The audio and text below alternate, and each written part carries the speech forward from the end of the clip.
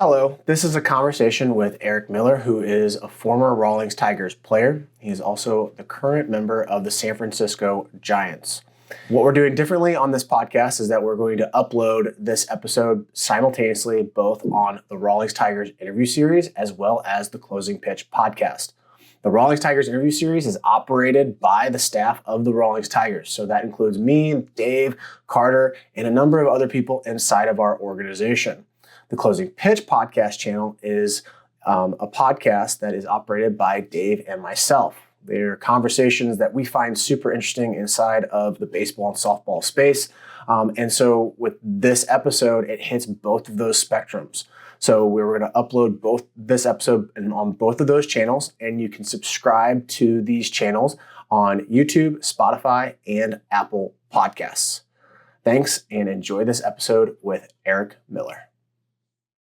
This is a Rawlings Tigers podcast episode.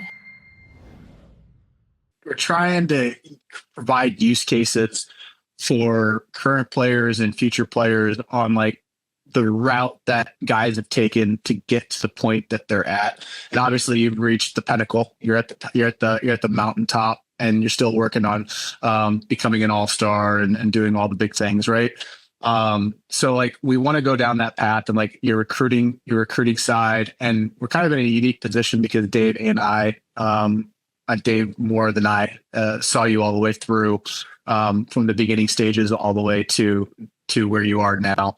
So I guess the first question is, when you first started on this path, when did you know that you wanted to play college baseball? And at what point did you really realize, like, yeah, this thing could possibly happen, and I think I could possibly take it to pro ball? I would say probably by the time I got, into start of high school, started to progress a little bit more.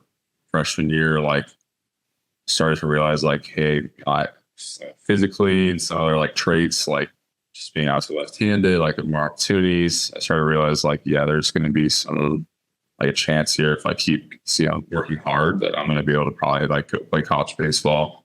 And then certainly by the time I got to probably sophomore year, and I kind of had a big jump that a lot of guys have, started trying a lot harder. All of a sudden, all the offers start coming in. Wanted me to come out and visits and stuff. And then at that point, it's like, okay, let alone like college baseball, like I could probably go play professional baseball right out of high school if I want to go on that path. Like I said, going in the last couple of years of high school, then you start dealing with all the circus that is with people coming to your house, scouts and stuff, meeting with all these people. Your name gets out there. So I would say around early high school is kind of when I realized, this is something I could probably do. And then I kind of, stopped playing football after my sophomore year because it's like, this is like, there's no, use in getting hurt or possibly hurting my career, because I know at this point, like, I'm going to play baseball in college as long as I kind of stay on it. So did your parents, like, did you talk to your parents about like the progress, like when you started, like, yeah, I think I want to go after this? Did your parents like push you in a certain direction, like, or was it just you coming up with this thought of like, yeah, this is what I want to do? I think they're just more there to like help guide me. There wasn't certainly like never any push from them like, you should definitely be playing college baseball or you need to play college athletics. I think it was just like, that's what I loved so much, and I knew that was kind of that. At that point, like, that was that goal, or that was where I was trying to get to, was, hey, let's go do this, get a great education and play at like the highest level I can in college. And then at that point, they were just trying to like work together all the resources they could to like, okay, now what is like the best possible way we can get our son to this point? Like, he's got the traits, but maybe help him with working out. He's got, on the mental side, like, hey, what can we do to help make sure he's getting the best grades possible? Because they had high standards. I had high standards for myself of like, where I do go to school, I also want it to be like an elite academic school. So they were just trying to kind of guide me in the right direction and not step in and get in my way if they didn't need to. Was school like super important for you? Because for me, that was like way down the road. Like when I got to like the tail end of my college career, that's like when I actually took school super seriously. Was school like a big priority for you? I think, Yeah, it was kind of like I was naturally I had kind of the intellect side of it, but then I started to realize like as I was getting into high school and going through high school, like if I really want to get to where I want to go, like I have to make sure it's a priority. So like I can't just try and coast by. It's like I do to put in the work to get to a school of level like a Stanford. Like you can't just like coast by on your smarts and be like hope that they're just going to accept you. So yeah, it was always a priority. Like I just took pride in being like doing well in everything that I do. I don't like that's just part of who I am. And I think most you talk to elite athletes, like you want to win at everything. And that for me, that came out of school too. Like I want to be the best guy in my class at physics or whatever it is. So it's just like that was always a priority. And that just happened to also like link well into the ideal of me wanting to go to a good school and give myself the best opportunities to go play where I wanted to.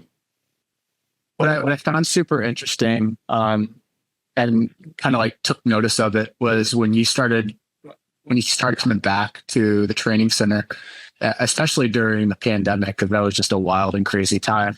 You were throwing in the Tiger Center by yourself when it was like 100 and something degrees in the training center. And then you continually did that even when like there was no one really talking about baseball. And then also in the Rawlings Training Center, you'd come into the facility during the winter and you just throw by yourself. Like talk a little bit about the mental aspect of like, yeah, I'm going to go do that, and I'm not going to get bored with it. Or maybe you are bored with it, just you have to do it. Like because the reason I asked, like, I want to talk about this is because I was very similar in that aspect. I would just put my head down and get into a cage, and I didn't care who was around. I just had to make sure I got my work in. Like, I'm gonna talk through your thought process on that. Yeah, I think everything was just like you, to a degree. Like you hear people talk about like falling in love with the grind. I don't think it was necessarily that. I think it was more so I understood like having a really big picture outlook. If I want to get to the point that I want to be at, like what are those guys probably doing? Like, do you think a big leaguer is going to be like skipping out on throwing? Do you think a big leaguer is going to skip out and be like goes home to visit his family in the holidays, like to throw a bullpen or to get his work in? Probably not. And you start to realize, especially when you get later in college, like those little things that start to define and separate guys. There are so few people that can just coast by on pure talent. You see it's the guys that you see, not even necessarily guys you see, the best guys in the big leagues. Those guys still work hard, but like it's so hard to do that. So like if you want to get to that point, everybody's talented. You always hear about that funnel as you like start moving up. Like, what can I do to separate myself? Like, college, everybody's gonna be pretty good. Get to pro ball, everybody's really good. Get to the big leagues, everybody's best of the best of the best. Like, what can I find that little edge? So that's all to go back to saying, like, I knew that that's something that I can't just kind of like nonchalantly put off. Like, it's just you have to kind of just embrace it. Like, yeah, this sucks. Like during COVID, yeah, it sucks. It's 105 in here, but like, it's like, what am I gonna do? Not throw? Like, I'm gonna still go get my work in. When I come home, like, I got to get my work in. So I think it was just kind of understanding like the big outlook of I have to do this if I feel like I'm gonna put myself in the best position to beat everybody else and to kind of set myself up for the best future. And I think that's kind of what helped me so much is just having that ability to like take a step back and look at that and not just get caught in the moment. It's really easy to be lackadaisical and kind of lazy if you're just like, well, like I'll just do it tomorrow. Like it really kind of look nearsighted, but down the line, like all those little things add up. All those days of going in and working when people aren't maybe necessarily working, they start to add up. So I guess that's I take on it. It's like it's sometimes it sucks, but like I was talking to people the other day, like I think it's the guy that the seal, it's like Jocko, I forget his last name, like the whole thing, like embrace the suck. Like sometimes you just gotta embrace the suck. Like it's not fun, but like if that's what you want to do and you want to like you love it, and then you kind of just deal with it. Did you learn that from any guys when you were like a freshman or early on guy at Stanford, or learn it from any of your coaches, or vice versa when you got into pro ball? Like looking up at any of those major league guys at spring training camp and seeing what those guys do? Did you try to emulate or learn anything from those guys? I'm trying to think of like an example of somebody. I mean, certainly by the time you get to college, like you start to see the guys that are, again, I keep talking about like separating themselves, like the dudes that are just there and like they're going to go work behind a desk in a couple of years, or the guys that like, like this dude's going to play pro ball and probably be in the big leagues. Those tend to be the guys that are like not skipping lifts, like and making sure you see them at the field early. They're there late. Kind of a guy. I mean, I was seeing one of the hardest workers. Like I play with Nico Horner with the Cubs. Like that's that's a dude that was not skipping out on what he needed to do. And by the time he gets to pro ball, most guys kind of understand that. But again, like you start to see, you get to big league spring training camp, stuff like that. You start to see like, oh, we think you're, I'm coming in early, get my stuff in. Like you're actually not. Like those guys are already all here as well. Like because they know like that's what it takes to make sure they get there early and get their work in. So I would say there's like a specific example of somebody, but I think overall you start to see those guys that are at that high level start to do stuff like that. Do you think that it probably stems from your parents, like watching them work away and grind away at their jobs and excelling at their jobs? Because I mean, both your parents are super successful. Yeah, I think you start to see a pattern. If you're surrounded by stuff like that, you kind of start to learn like, I think this is the only way that there is to work hard. So yeah, I think that they obviously have talked about it before, that had a massive influence on me as far as work ethic and just kind of instilling all the right things. So yeah, I think that was definitely part of it. Another aspect that was really interesting on your training is that you were willing to go travel to certain places to go train, like Diva Performance. I don't know what you're doing now, but you've always been that person that's always looked for that next edge. How do you find those places, and when do you know like, yeah, this is the thing I need to go all in on? I mean, as far as finding them nowadays, it's a lot even easier than when I was in high school. As far as like, there's so many things out there on social media. You can see LA City as far as just like specifically pitching things to us, drive line, P3, tread, all those things. I mean, that's a little easier nowadays. But even as far as me, it's just like talking with people. Again, so my parents, like my dad, doing a lot of work kind of behind the scenes, talking with other people and working with my agent. Like, hey, like he's feeling this, or this is what he thinks he needs to get better at. Saying, well, I know someone out and so that could take a look at that. I think as far as when it's just kind of just the feeling of like, you go there, you do that, like these people know what they're doing. And like, I know this is something that I need to do. It's kind of help me take that next step.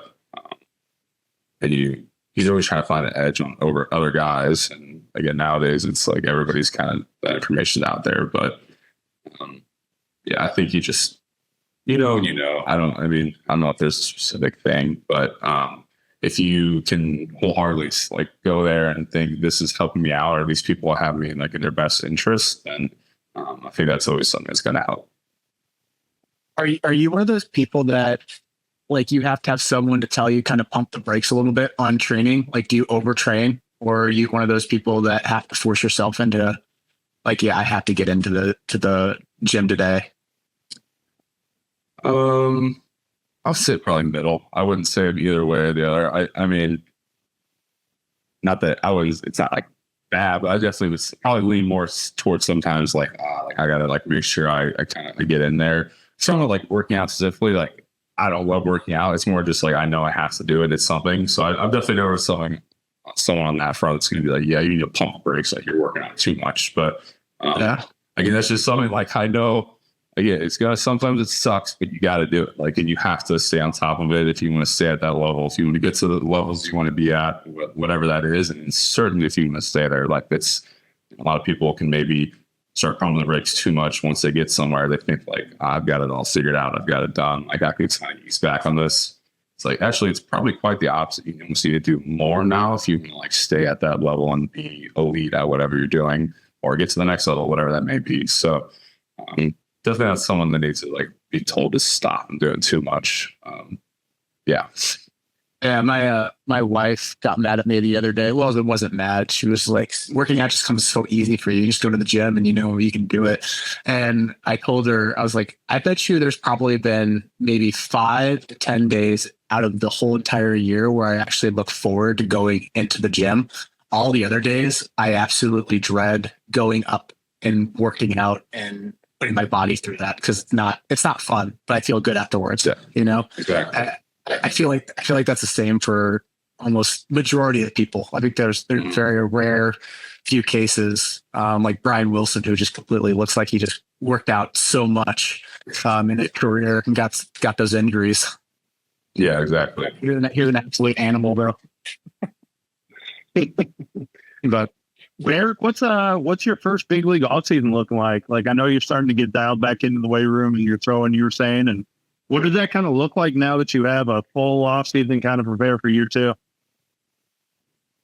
I think it's kind of just trying to figure out or understand that like things that have happened this past year and the work that I've had to do and the work that overall, especially with my arm, like that's unlike anything I've ever had the past 20 years of playing baseball. So like understanding there's definitely a fine line of like I don't want to push it too much as far as throwing and more so on that front. As far as working out, like I still feel my body honestly felt really great at the end of the year. My arm definitely wasn't recovering quite like it used to at the start of the year. No one's does, but my body felt pretty good, so I felt pretty good. Kind of riding back what I did last year as far as working out and stuff.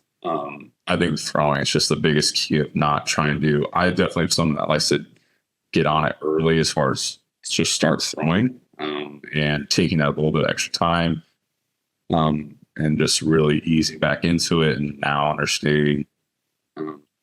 Again, there's also another fine line. I don't feel or want to feel comfortable and like where I'm at going into next year and be like, well, I can kind of just ease and just start training. And like, I'm going to show them stuff now because I've been in the big leagues for a year. Nothing is guaranteed ever. Nothing you can get. I mean, even guys that have contracts, like nothing is guaranteed necessarily. So I don't want to feel like everything is given to me. I still need to make sure like when I get there and it's time to go, like I need to be ready to go. So it's just kind of finding what it's going to take to be ready on that level, but also not just like overdo it real early. Understanding that like the past 6-7 months were obviously extremely strenuous on my arm. So that's something that I kind of work with the trainers and the patient coaches as far as trying to fine tune that throwing program. I have a very basic idea right now of kind of what I'm feeling, but obviously that's something that can always change on a dime and like, hey, I'm feeling maybe much better, so let's smooth this up, or like, hey, they're going to be able to pull the reins back. Like it's not really coming out right now. Like I feel like it should be. So it's kind of a very fluid situation, but just trying to understand what's going to put me in the best position to do that again next year. And obviously the end goal is I want to throw even more. So you want to pitch for another month. That means you're playing World Series. So yeah. Could you describe like the different levels as you've gone through and like the adjustments that you've made throughout your career? Like it doesn't have to be like super like, oh, I did this, and this. Just more of a general outline, like macro view of, okay, in high school, this is what I was working on. And then in college, this is what I saw. And then I trying to go for the draft. I had to focus on this. And then now you're at this point in the big leagues. Can you kind of take us through that? Yeah, I think certainly like advice in high school, it's just you're trying to like learn so much about pitching, about your body, what you have, stuff like that. I'm always, certainly in high school, like going to be preaching more so. I need to figure out like my mechanics and dial those in. How can I be in the zone as much as possible? Nowadays, this is stuff you see in high school is just absurd. So it's hard just to go out there and tell the people in the face and like tell them like we're just like throw strikes and we'll be fine when they like these kids are seeing like 15-year-olds throwing like 85 now. So it's like but you do need to like step back and realize like the old adage of like when I was in high school was like you're not gonna go play in college. You certainly won't play when you're in college if you don't throw strikes. Like I assume that whole like it reads true. Honestly, if you just got like outlandish stuff that at any level, like that's always going to play and you can do that. But so I think for me, it's just like, hey, how can I throw strikes? Start to, work in some pitches, stuff like that. And then if you have the talent, you're throwing strikes and you can show some flashes and stuff like that. So it's going to get you to, that's going to get you to the next level as far as college. And once you get there, then again, now it's you're fine tuning that more. Hey, you start developing some stuff, working on some velocity, things like that. Maybe a little bit, it's a little different in college. Obviously, the pitching coaches are calling stuff for you, so you're not really exactly super focused and looking at these scouting reports. It's like how I'm going to pitch guys. So yeah, in college, you're just trying to you're still developing. So you're still trying to, you're always trying to figure out your mechanics, but that's where it'd be a little more makes sense to kind of work on your stuff and stuff like that. And then by the time you get to pro ball, hopefully you got a lot of your mechanics and stuff held in. And now it's just like fully, how can I get guys out? Whatever that takes, like whether that means working on different pitches, you work on sequencing, you need to look in some reports a little more and find guys' weaknesses or truly understand what your guys' strengths is, or where your strength is. And then by the time you're in the big leagues, it's like you don't have time to be like trying to work on certain things and like trying to throw strikes. Like you just got to find how do we get these dudes out, because they're obviously really good. So you're up there trying to like worried about a lot of different things and then just purely how am I getting you out, you're going to get in trouble real fast. So, yeah, I would say like overall, it just kind of, you need to start working on the outside in as far as just like real simple things. Like let's get in the zone. Let's find a way to stay healthy. And then as you kind of start progressing up, you can get to these real niche things about pitches and whatever that may be. So, yeah, advice is just work in the zone, and then you can work from there because no one's ever going to get mad at you or, tell you that you're doing something wrong if you're throwing strikes. Like, what did you feel that you felt comfortable with? Like, yeah, I can throw this fastball in a specific location pretty much 80 to 90% of the time. And then started getting into your other pitches. You're like, yeah, I feel really comfortable with that, because some of the stuff that you threw this past year was absolutely gross. And it looked from a consumer standpoint that like you controlled pretty much all of your pitches in almost any count that you wanted to throw in. Yeah, I think it's always just trying to like feel that confidence. I'm glad that it looked that way because that's not how it felt most of the time. But yeah, because you want as much trick, obviously, the hitter. You want to make them feel like you have control over pitch and like they got to be worried about that. But I think as the year went on and you start to kind of see the success and like understand like, hey, I can get these guys out, you start to trust your stuff a lot more. Like you don't need to fine tune kind of and nitpick early in the year. Maybe I was trying to be a little too fine and you get a little bit damaged and you start to get you pull it back, and then it goes even the other way where you just get scared to the zone in general. So what I learned after the start and then certainly by the end of the year, it's like if I'm in the zone or around the zone and generally with every pitch in just a vague area, like I'm going to have success. So I think it's just like, hey, let's not just be fine here. Like I'm throwing a fastball. For me, it's just like, I just look at the catcher's top of his massive eyes and it's just like, I'm just going to let it eat right through his mass. And like, whether that's high in, high and out, high middle, like that's okay. Like, I mean, as long as I'm putting something behind it, like obviously there's some variance, certain guys where like I have a little more leeway. Like if you throw harder, everybody understands that. Like you have more leeway, or you have outlier movement, you have more leeway. So I think for me, it was just being comfortable. Like let's not be too fine. Like trust your stuff. Like it's really good, and just put it in the zone. So those days where it was like it looked really easier and I felt really good. It was just like, hey, let's not make it too complicated. I'm just going to work through the catcher here and with every pitch, and it ends up working really well.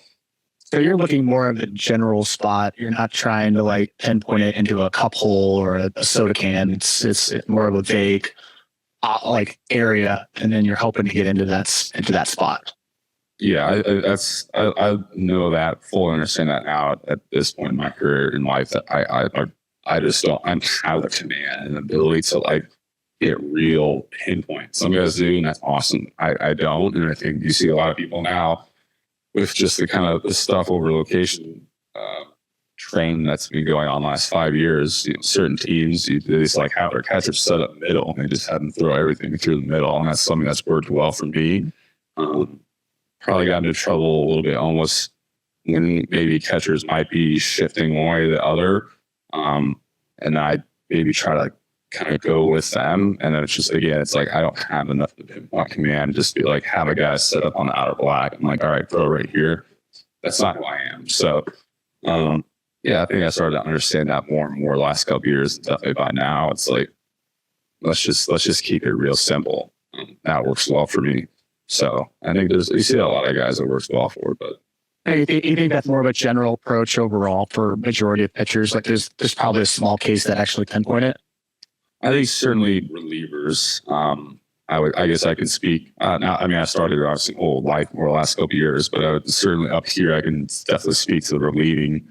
What you just see with how good the stuff is. Most guys try to keep it pretty general. When you're facing a guy one time in a game, maybe twice overall in a series, you don't need to try and be like doing too much. A lot of times, if we were trying to like set hitters up, but the starters more than anything, they would kind of talk about in our meetings. The starters would be trying to kind of like if we established fastballs in, that was kind of more their job per se, to kind of get that set up earlier in the game.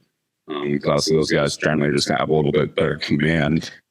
So then as a reliever, you come in and that guy's already been shown a lot of stuff, and then you can kind of work off that. It's in tandem with the starting staff. So I would say that's more of a reliever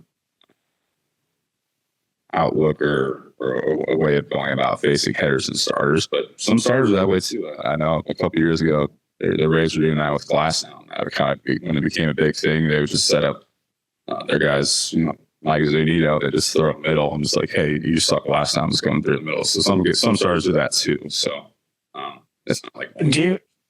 Do you feel like your stuff plays better off of certain starting pitching versus other starting pitching or different lineups? Because I kind of think about it as, how when you go to a concert, you have someone opens up for the main act.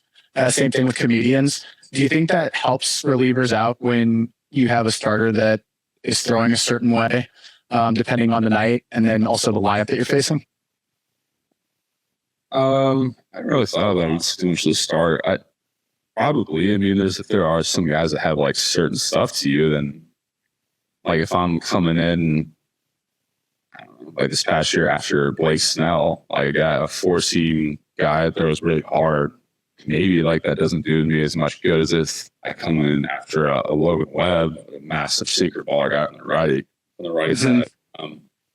I don't know how much that really has an effect on. I think a lot more to the other point is like certain lineups, 100% certain lineups, like play in your favor more so. If a lot of times you just see these trends as far as swing decisions on certain teams. Some teams just have massive whiff on like certain pitches for some reason. So like you'll sometimes we go into a series and they'll be like, yeah, these guys whiff on changeups a ton. And so for like I hear that, and a light bulb goes off. It's like, well, I already throw a lot of them. Now they're going to get even more. Like let's just spam that pitch. So I would say it's more so like how your stuff bases up against the lineup more so than like the dude that you're coming in directly after. Because a lot of times also it's like you come in, guy has a shorter out, and you come in that eighth inning, they came out in the fourth. It's like I don't know how much an hour and a half to go, like their viewpoint on that at bat is going to affect mine. But I would say it's more so like just me versus them or their weaknesses. And then like their relationship, how much time? Go for it. Erik, how much time do you guys put in on like the data side and the analytics side, especially like before games and crunching numbers and looking at your opponent? Put in a decent. I mean, it's a very different starting routine. I think for relievers this past year, we had kind of just very short, big picture meetings and just very brief. So we'll go over the starters majority, a little bit. I mean, I guess every guy would just say like, hey, these are what his weaknesses are. But my thing is, I think a lot of guys' things is, regardless of what a guy's weakness is, like I will always throw to my strength. Like I mean, there are very few times why I'm gonna like get away from that. I in my situation, I don't care if it says this dude hammers fastballs up in the zone. I'm gonna throw a fastball up in the zone. Like, and if you beat me, that's great. Like, congrats. Now, if it's like something that's such an outlier where it's like this, it's really dumb to do this. I'm okay. Like, you know, that's where you're kind of trusting the catcher. Honestly, they have this stuff on their wrist that shows every pitcher that comes in. They have this stuff versus every hitter. Like, this is what is suggested to throw. And I look at stuff too on the bullpen. We have the iPads and we have all the information. Now, like, am I going to remember all 12 or 13 hitters on the team, what their weaknesses are? Like, nah, probably not. Like, I'm probably going to keep a little more on the main guys. For me, it's like the lefties, and certainly like if they're lefties are they're dudes. So you spend time on it, but I think you can never, you don't get the paralysis by analysis and be like, well, this guy just hammers this pitch, I just can't throw it. It's like, well, no, not necessarily. Like, if you believe you have a special one of those pitches, then like, same thing. If guys hit changeups, I'm not throwing my changeup. It's my best pitch. I think every guy you talk to is on the relieving side, especially, is probably going to say that. Like, you don't go away from your best pitch. That's what got you here. Why would you kind of shy away from it? So do you ever, like, and being your first year and facing these hitters that are household names, do you realize that you're facing a household name, or does it just look like, hey, that's a left-handed bat that has power, or this is a right-handed bat that can slap a little bit? Like, what, like, do you realize the magnitude of the situation at all? It can be a little bit like case by case. I'm sure it's not why I should bring it up. Like, you face like Shohei at a time, like, you know, it's Shohei at a time come in the box. But there are certain guys sometimes where like you don't. You're sometimes you're so locked in. Certainly, if you come in, there's traffic, whatnot. You create some traffic yourself. Like, you may not understand exactly like who's coming up to the plate, and you don't necessarily always think like, oh, this guy so and so is hitting, so I got to be even better or like whatnot. And that's obviously, I think, a dangerous route to go down. Like, you should never obviously be scared if anybody's up there. Like, you gotta trust your stuff. Like, it doesn't matter who it is. I'm gonna come in and get this dude out. So I think maybe after the game's over, you can kind of take a step back and realize like, hey, that was pretty cool. Like, I faced this guy. But I think most guys probably don't get caught like in the moment of thinking like, oh my gosh, this so and so is coming up. Certainly, as it moves on, you kind of get past that. Maybe the first time you face people, or for me, it's like you just get caught up in the dailies those first couple of weeks.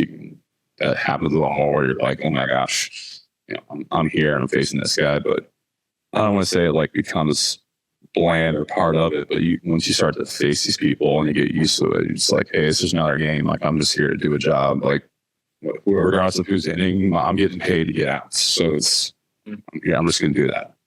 I'm sure you felt that way when you got to Stanford too, when you're playing like Texas and all these big name schools. And probably the first time you see the schedule, you're like, oh, wow, we're going to go play Arizona State. And then you go down there and it's just like, oh, this is just a normal game in Arizona. Yeah, exactly. We're just taking a travel trip. Yes, exactly.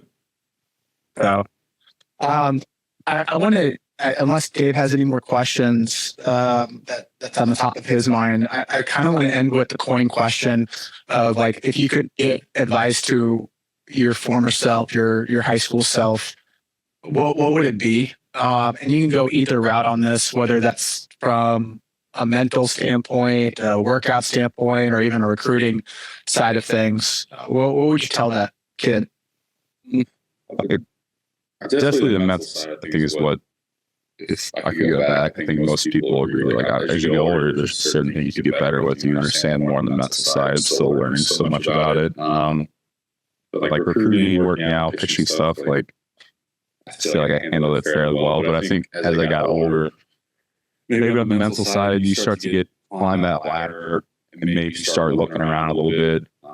I definitely like fell victim of like, maybe you get a little bit of imposter syndrome of like, well, man, am I really like as good as I think I am? Like, you see all these other names, all these other stats and stuff like that. I still have the problem of like probably caring way too much about just like looking at basic stats. And that's more so I'm just really interested in that stuff. But like, it's hard to get away from that for me of like always judging myself constantly and looking too micro, being like, well, that was a terrible outing because this time, not stepping back and being like, well, you have a great year, so like one outing side can find you. But I think I would just say like, it's almost like you just keep your head down and don't be focused on what all these other people are saying. You know, as I was getting towards the end in college, you get to the draft, you start reading a lot of stuff about yourself. It's like, who cares what this random like writer for this said publication says? Like, you gotta trust yourself and like know like I'm here to do what I need to like get to the level that I want. So it's like don't focus on all that stuff, all that outside noise. That's so easy to say because it really is so hard again in today's world, all the stuff that you see. So I would just say focus on control the things you control. That's something that I've put on my glove, on my belt, all this stuff for like the last 4 or 5 years now. I put like CTC on control what you control. I had to listen to, I don't know, this was the failure or whatnot. And it's a coach who kind of talked about controlling this kind of 4 foot circle around you, like whatever's outside that, like I can control that. So really leaning into that idea of like, if I did the best I could a day at went in and got a good workout in, I was prepared, and maybe the result in something didn't happen the way you wanted to. It's like, well, if I could go sleep at night knowing I did what I did to my best ability, just didn't turn out my way. Like baseball's a really hard game. That's okay. Each doesn't die yet, but kind of that's the one thing I would just say is maybe just lean into that idea more of like just really kind of keep it close to you as far as control what you control. I really like that saying. I think everybody kind of takes up some part of that as far as part of your life, whether it's baseball or just at a normal job, which will kind of lead into that. Absolutely. What was your degree at Stanford?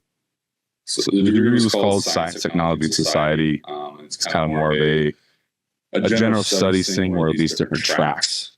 You get to choose one of the 4 or 5 tracks, and mine was called environment. So I did a lot of like civil environmental engineering stuff, but more on the social side where I was doing that kind of math, a lot of writing and doing research on certain things. So what I would be doing if I didn't play baseball, no idea. I have